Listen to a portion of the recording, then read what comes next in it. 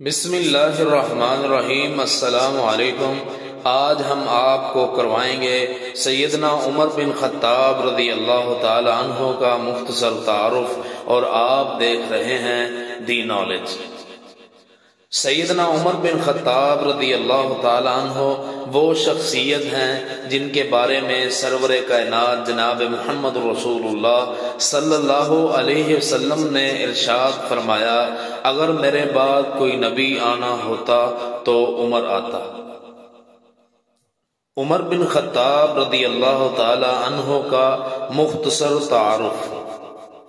آپ کا پورا نام ابو حفص عمر فاروق بن خطاب ادوی قریشی ہے، جبکہ آپ 586 عیسوی یا 590 عیسوی کو مکہ مکرمہ میں پیدا ہوئے اور 6 نومبر 644 عیسوی کو مدینہ منورہ میں فوت ہوئے، اور آپ کی قبر مبارک روضہ رسول میں رسول اللہ صلی اللہ علیہ وسلم اور سیدنا ابو بکر صدیق رضی اللہ تعالی عنہ کے ساتھ ہے۔ ابو بکر صدیق رضی اللہ تعالی عنہ کے بعد مسلمانوں کے دوسرے خلیفہ راشد محمد رسول اللہ صلی اللہ علیہ وسلم کے سسر اور طریق اسلام کی اہم ترین شخصیات میں سے ایک ہیں۔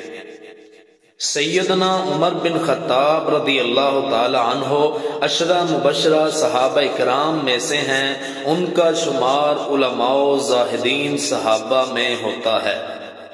سیدنا عمر بن خطاب رضی اللہ تعالی عنہ نے سیدنا ابو بکر صدیق رضی اللہ تعالی عنہ کی وفات کے بعد 634 عیسوی بمطابق 13 ہجری کو مسند خلافت سنبھالی۔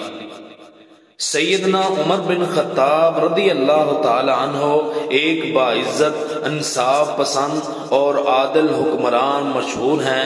ان کی عدالت میں مسلم اور غیر مسلم دونوں کو یکساں انصاف ملا کرتا تھا۔ سیدنا عمر بن خطاب رضی اللہ تعالی عنہ کا یہ عدل و انصاف انتہائی مشہور ہوا، اور ان کے لقب فاروق کی دیگر وجہ تسمیہ میں ایک وجہ یہ بھی بنی۔ سیدنا عمر بن خطاب رضی اللہ تعالی عنہ کا نسب 9ویں پشت میں رسول اللہ صلی اللہ علیہ وسلم سے جا ملتا ہے۔ آپ صلی اللہ علیہ وسلم کی 9ویں پشت میں کعب کے 2 بیٹے مرہ اور عدی تھے۔ رسول اللہ صلی اللہ علیہ وسلم مرہ کی اولاد میں سے ہیں، جبکہ حضرت عمر رضی اللہ تعالی عنہ عدی کی اولاد میں سے ہیں۔ یہ ہیں آج کی معلومات۔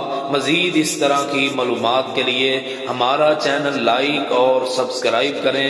جزاکم اللہ۔